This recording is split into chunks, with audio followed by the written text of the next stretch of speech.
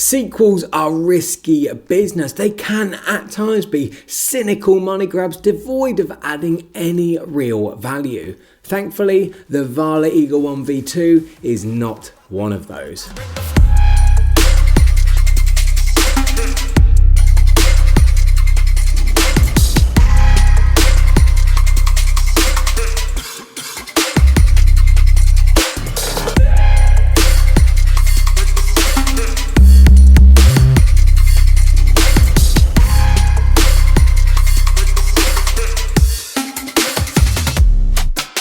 Taking the baton passed on to it by its predecessor, the V2 is essentially an entirely new scooter. Aside from its redesigned frame, it now comes with a 14% bigger battery, more efficient sine wave controllers, a superior thumb throttle, a brighter lighting rig, an improved display, a stronger twist action folding mechanism, and larger, more robust tyres. In fact, the only features that have remained in place are the 52-volt 1000 watt motors, dual hydraulic brakes, and the battery management system. For you, this translates into a scooter that's jam-packed with value, taking its place alongside other popular performance models including the Apollo Ghost, SPLACH Titan, and Mantis V2. The Varla Eagle One V2 makes its mark as one of the best entry-level dual motor models on the market. So, with those words of praise, let's take a closer look at its design, features, and the results from my performance tests. One look at this beast and it's easy to see that this scooter has been built to weather the storms of everyday rugged use. Just take its composition, for example. Constructed from a 6061 aluminium alloy, the same material used in heavy duty structural applications like truck frames, rail coaches and bridges, the V2 not only benefits from a high tensile strength but also excellent corrosion resistance. Together, these lay the foundations for it to achieve its all-terrain, all-weather appeal, a quality further strengthened by its IP54 water resistance rating, which protects it against the ingress of both moisture and dust. So profound are the differences in the V2's frame compared to the original V1 that I'd say it has more in common with the more expensive Varla Eagle One Pro. One area that follows in the Pro's footsteps is the cockpit. At 28 inches wide and with a swept back design, it promotes a strong sense of control. I was also happy to find that a far more ergonomic thumb throttle had replaced the original's finger throttle, while the new 3.5-inch display is a big improvement on the more basic QS-S4 unit. Another significant upgrade comes in the form of the NFC card reader, which takes place of the old key lock ignition. Factor in an improved button pad that grants you access to a host of P settings and riding modes, and you have a cockpit that's superior to what came before it in every conceivable way. And unlike some of its all-terrain competitors, here's looking at you, Nanorobot D6 Plus, it actually saves your preferred P settings, meaning that you don't have to re-enter them when you turn the scooter back on. Improvements are also afoot in the tyre department.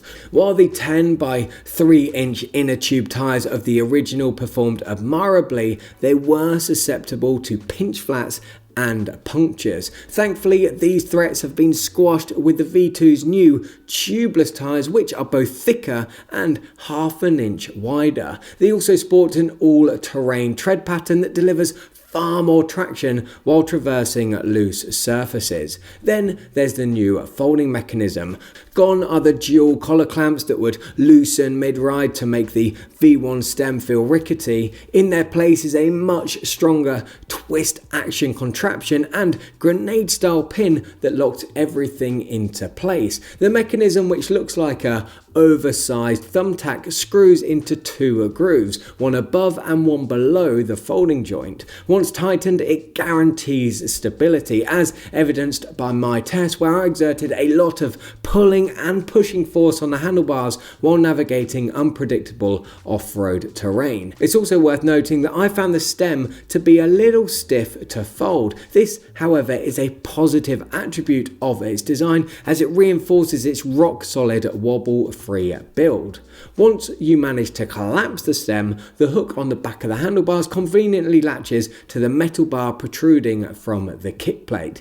If there was one area for improvement though, it would be that the spring on the hook wasn't the most effective or well designed. On several occasions, the clip would pop out, leaving the hook limp. Another area of its design that would benefit from more refinement is the deck. With just 16.1 by 7.7 inches of usable space, the deck is a little on the short side. The presence of the kick plate does alleviate these concerns somewhat, given that it provides an extra 5.1 inches of space and is angled at a comfortable 16 degrees. But the reality is that without using the kick plate, your feet can feel a little cramped. This minor gripe aside, I was pleased to find that the scooter came with 3 replaceable grip tapes. This is a nice touch as they quickly become dirty and are hard to clean, leaving the scooter looking a little bit scruffy, so it's good to have a quick fix up your sleeve. Now, while we're on the topic of the deck, Varla claims that it can support riders up to 330 pounds, while they recommend not exceeding 265 pounds.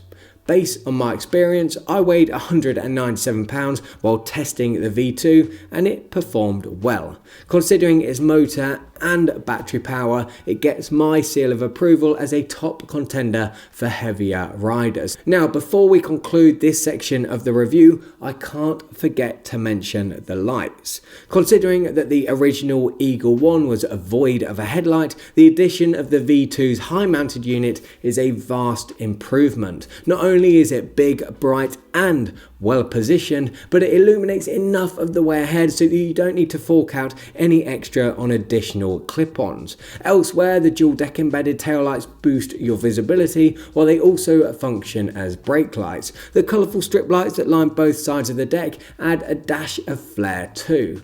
In fact, flair is something that this scooter brings in spades across its extremely well balanced performance profile, which we'll take a look at now. Throughout this section, I'll show you how the Varla Eagle One V2 performed across my top speed, acceleration, hill climbing range, braking, shock absorption, and ride quality tests. I'll also compare it to similarly priced scooters to give you additional context of its performance. So to kick things off, let's start with speed. With its dual 52 volt 1000 watt motors revving at full force, Varla claims that the Varla Eagle One V2 can reach a top speed of 40 miles per hour. On the face of it, its stats make for good reading, especially when compared against similarly priced models. Here, it shares the top speed alongside the original Eagle One, Mantis V2 and Namrobot D6 Plus 2.0, yet while it may be a top contender in its price class, we do need to bear in mind the results from my tests. Using a high precision GPS data logger, I was only able to clock 36.1 miles per hour. With this in mind, the V2's acceleration rate is perhaps a more accurate reflection of where it ranks among its similarly priced competitors. First off, it's clear to see that the addition of its superior sine wave controllers and ergonomic thumb throttle nudge it in front of the original Eagle One with a 0 to 15 miles per hour rate of 2.3 seconds and 0 to 25 miles per hour in 5.8 seconds. In fact, the only scooter to beat it to 15 miles per hour is the Mantis V2 with its more powerful 60 volt 1000 watt motors. The same can't be said for the Eagle One V2's acceleration to 25 miles per hour. Here it's topped by 4 of its peers. Interestingly, the much cheaper SPLACH Titan is one of those peers. Despite sharing the same motor power, a considerably lighter net weight sees it surge ahead with a rate of 4.9 seconds. So, What can you take away from all of these insights? Well, while I found that the V2 didn't quite live up to its claimed speed credentials, neither do the vast majority of electric scooters. Take the Mantis V2 for example. This model clocked just 37.3 miles per hour under real world tests. Factoring in this alongside the Eagle One V2's fast acceleration rate, it harbours the perfect amount of power for adrenaline seeking first time riders. Oh, and with 3,200 watts of peak power at your disposal, it's a certified hill eating machine. It flew up my 10% hill grade test with ease and had enough power to take steeper inclines in its stride. Next up, let's take a look at range. Now, one of the biggest upgrades that the V2 has over its predecessor is its 14% bigger battery. Unsurprisingly, this translates into an increased maximum range of 42 miles, though my test revealed that its real-world range is 24.37 miles. Here, it's important to note that while testing the scooter, I weighed 197 pounds, maintained an average moving speed of 17.9 miles per hour, and climbed a total of 1,063 feet. It was also a very cold day, with the average temperature being 37.8 degrees Fahrenheit or 3.2 degrees Celsius. Now, this could have sapped the battery of its efficiency, especially when you consider that the ideal operating temperature of an electric scooter battery is 70.7 degrees Fahrenheit or 21.5 degrees Celsius. Regardless of these stats, however, you'll also be pleased to hear that a smart battery management system is in place to protect it from damage when in use. Digging deeper into my analysis of its range though, it achieved a podium position finish for its maximum range among similarly priced models. More importantly, its real world performance is also in line with its rivals, which makes sense considering that its 1082 watt-hour battery aligns with the 1066 watt-hour average of its 6 competitors. Two areas of its performance that were far beyond average though were its ability to stop on a dime and soak up shocks from all types of terrain. Let's explore these in a bit more detail. Now, armed with dual hydraulic calipers, heat dissipating 160mm rotors and an electronic braking system, the Eagle One V2 brought me to a thudding stop from 15 miles per hour in an exceptional 2 meters flat. This is top tier performance. It's worth pointing out that the strength of the electronic brakes can be dialed up or down between 0 and 2 depending on your preferences. My tests were conducted on the strongest setting, which was 2. As for its suspension, well, with 2 huge springs and dual sweeping swing arms at either end of the chassis, its shock absorbing capabilities are among its most impressive features. Add to this 5.1 inches of ground clearance and it's perfectly geared for off-roading. The springs also didn't clank or bottom out despite jumping up and down on the deck during my tests. The same can't be said for some of its competitors like the Apollo Ghost. With all things considered, including the rebound and compression rates, balance of shock absorption across the front and rear of the scooter, and the amount of travel that the springs and swing arms provided, I scored it a solid 8 out of 10 on the shock absorption scale, where 1 was extremely stiff and 10 was extremely soft. Now, the final area of assessment, and possibly the most important, is ride quality. And when I assess ride quality, I like to judge a scooter across 3 key areas: handling, comfort, and power delivery. So with this in mind, let's dissect how the V2 fared. First up, we have handling.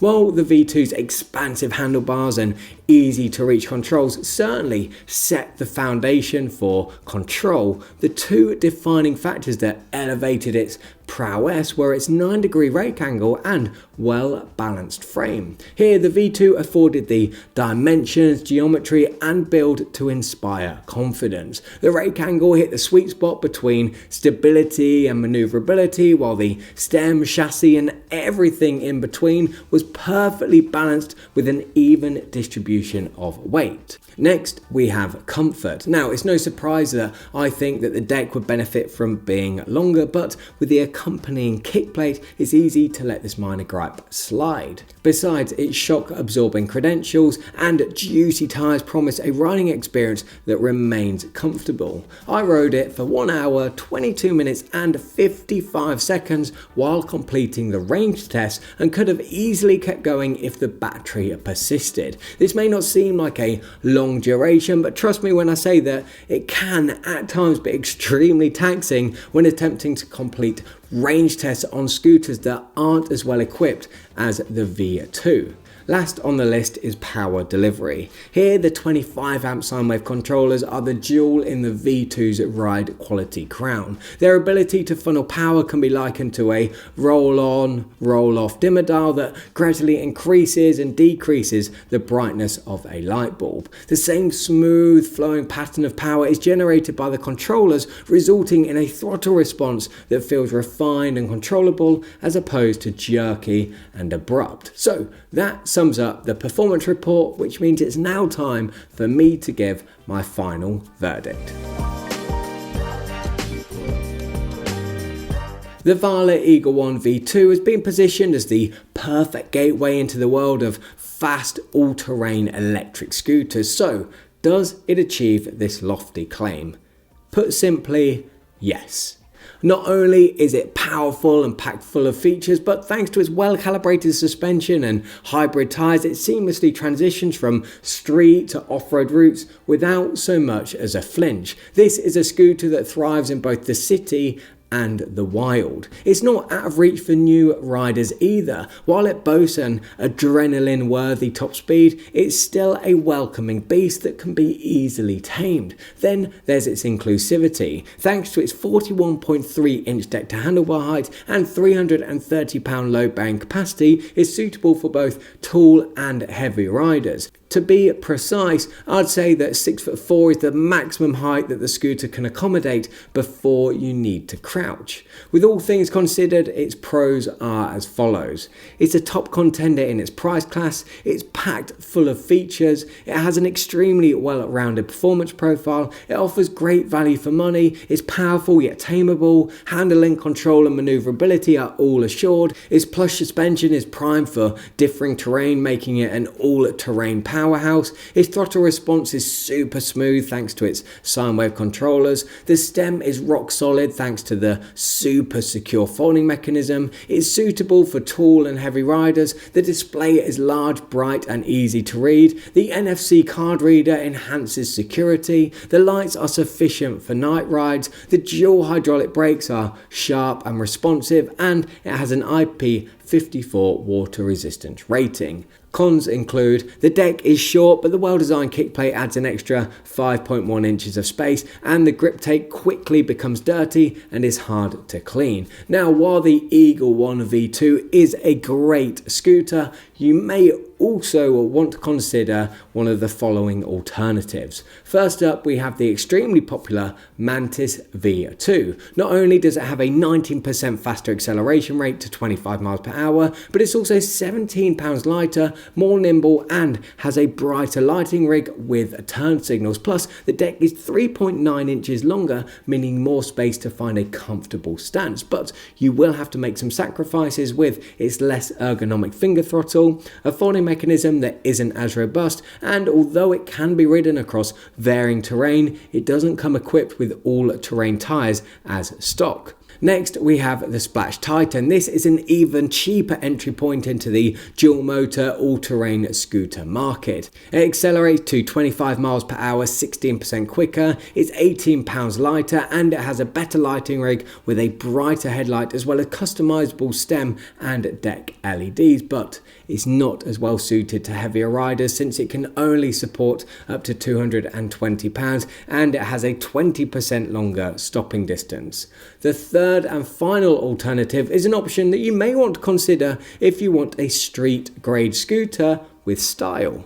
Like the Eagle One V2, the Apollo City Pro is a dual motor model that's been designed for first-time riders. It has a far more premium design, it's lower maintenance thanks to its self-healing tyres, and it has a regenerative braking system. It also benefits from an integrated mobile app for customised performance, a higher IP66 water resistance rating, turn signals, and a 17-pound lighter frame, which makes it far more nimble and portable. However, its primary use is street riding, meaning it's not suitable for off-roading. It has a 4 miles per hour slower real-world top speed, and its display isn't as feature-rich. To find out more about the alternatives, or if you want to buy the Varla Eagle One V2, then click on the links in the description. I'll also add some exclusive discount codes so that you can save some money. Thanks for watching, and I'll see you next time.